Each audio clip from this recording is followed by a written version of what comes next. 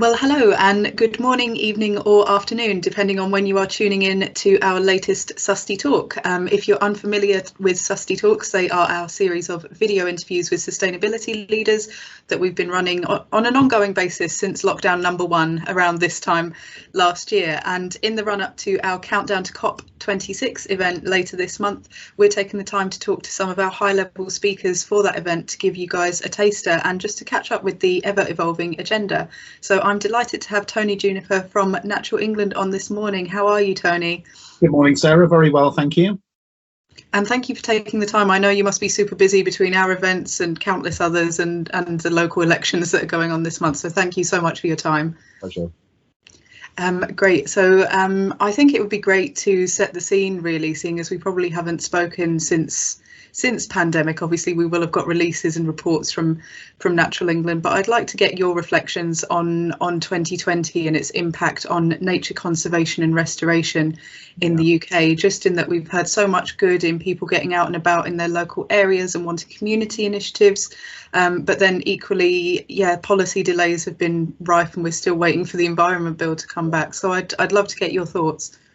Well, as you can imagine, Sarah, it's been a very mixed year that nobody expected or planned for. But when it comes to the natural environment, I think there are some things that are very interesting to reflect upon. And one of them you just mentioned, and that was the effect of lockdown on many people across the country, finding that one of the things they could still do was to go outside and walk in the natural environment, whether that be in their local park or if people lived in rural areas into wilder country. And that did emerge as one of the things that did reconnect people with the natural world. The fact that everything else was closed except nature meant that we did have this very significant uplift, and we track public engagement with the natural environment at Natural England, and we found a very strong emphasis in the value of that in the context of the lockdown. Now, the other thing that's been going on, of course, is that this potentially, and we'll have to see how things go over the coming years, this could be something of a wake-up call. Because pandemics have been talked about as not really as an if threat, but more of a when threat. And some of the risks that are linked with increasing the likelihood of pandemics emerging are actually very much about our management of nature. So deforestation is a risk factor, the wildlife trade, mixing animals in captivity, certain kinds of extreme factory farming, all of these things can help diseases jump from the natural world and into the human world. And so the extent to which environmental pressures are a material risk to the whole of society, we've now just had that confirmed. And I think sometimes, when you talk about projections like climate change or mass extinction or environmental degradation, they don't seem very real. They seem hypothetical, and sometimes it's easy to say, well, maybe it will happen, maybe it won't happen. But I think this has just confirmed that some of those ecological and sustainability risks that have been talked about for years, they are very real, and they can have a really very significant impact on the functioning of human society. And that's very important. And I think maybe one reason why that in the face of this really very serious economic downturn, we haven't had the impression that the environment can wait until later, which is what happened in the financial crisis, 2008, 2009. After that, right, you could see that the environmental agenda did slip down, and it kind of went much less high priority. This time it's remained high priority amid an economic crisis of unparalleled proportions. So it's been quite a mixed year, but I think, on the far side of this, over the coming few years, I very much hope that we do draw something about the importance of nature for personal human well-being, but also the way in which we manage risk into the future being very much about a better, more sustainable relationship with the natural world. That's really promising to hear. And yes, as you say, I think a lot of people will be reflecting on that risk. I've seen so many cartoons of, oh, well, here's the wave that's COVID, and then the wave that's going to be biodiversity loss is going to be 10 times as high. Exactly. And I'd like to touch a little bit on policy here in the UK, just because we are counting down to COP26. So I'd love to just touch in and see whether you've heard about any updates, particularly about the Environment Bill ahead of COP26, and obviously what Natural England is going to be doing on policy in these crucial coming months. Well, there's an awful lot going on the policy making side, and some of it was obviously in the wake of Brexit, with the agriculture and environment bills going through, both of which have laid stronger foundations for sustainability in those crucial food producing sectors, but also a whole raft of measures coming through with the environment bill, including some of the post-EU governance structures in the form of the Office for Environmental Protection, plus a whole load of other very important material there.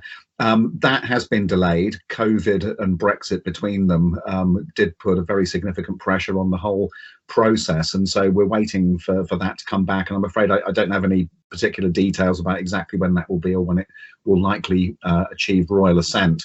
But I don't have any reason to believe diminished ambition from government on any of these subjects. It's more a question of the practicalities of getting that through.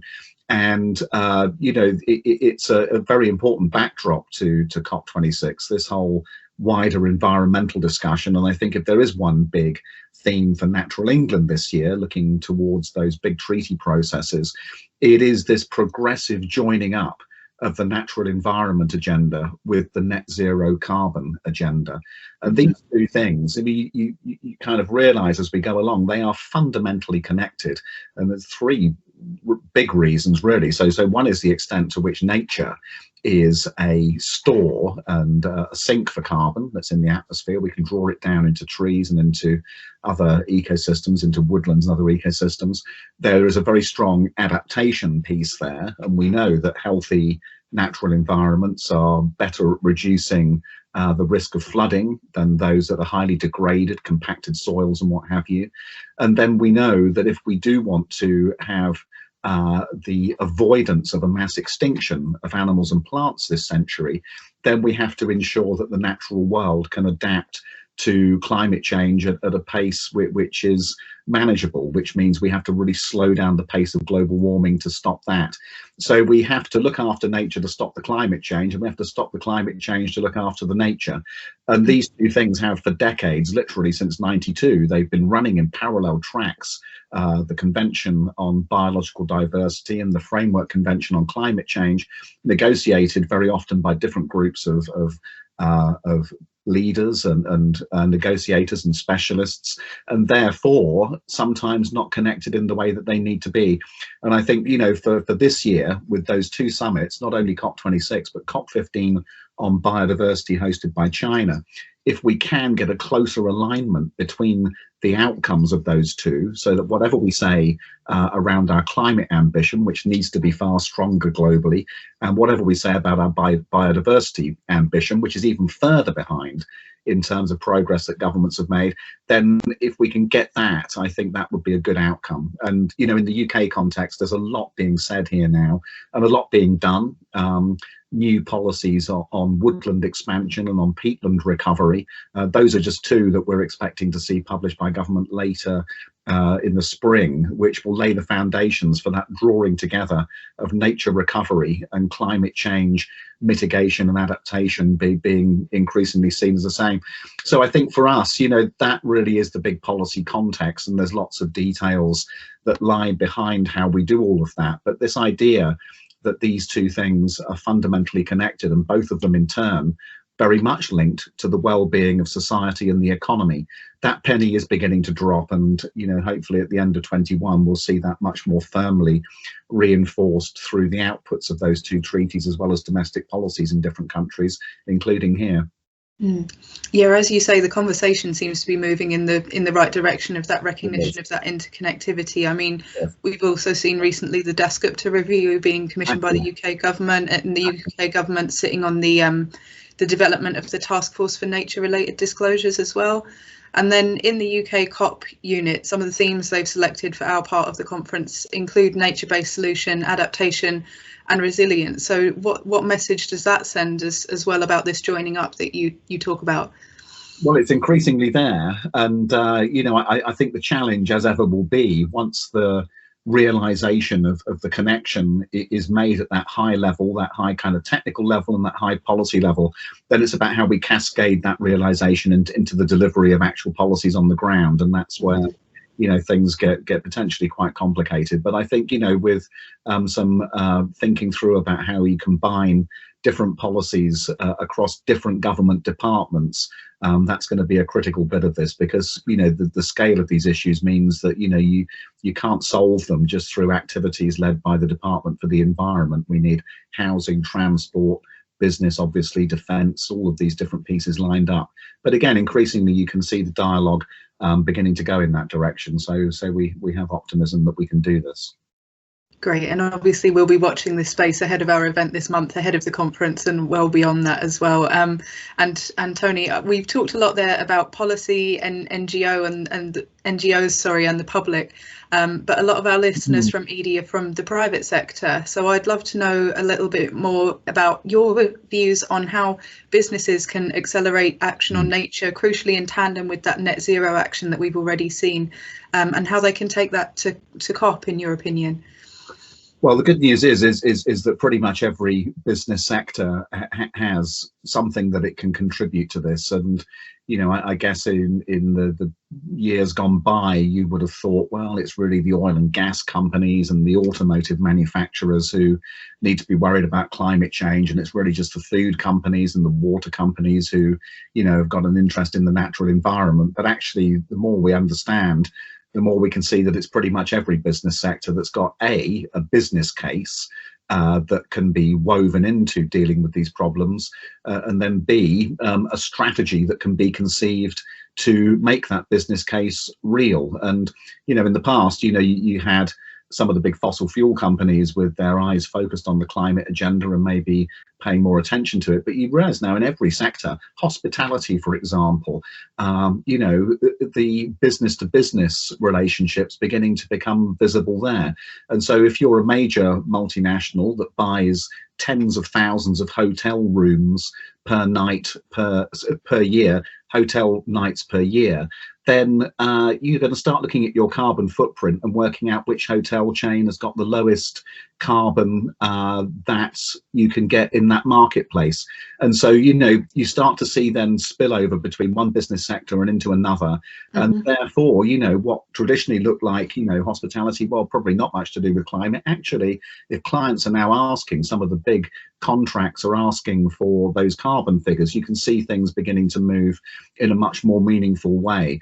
And this goes right across the piece, and it's not only in terms of those kinds of business to business relationships. There are also questions linked with the cost structure and the cost basis of different kinds of strategies into the future. If carbon taxes come in, security of supply for agricultural produce, volatility coming with droughts and flooding in terms of what that then means for insurance markets. All these different pieces start to come together. So I think the first thing that any private sector company can do is stand back and just look at where their business is touching these questions. And then once they've understood that, and both the opportunities and the risks, it's not only risks, it's also opportunities for new markets and new business models. Once you've understood that, encapsulate it in a strategy, and then take that to COP26 as the kind of approach that you're willing to adopt.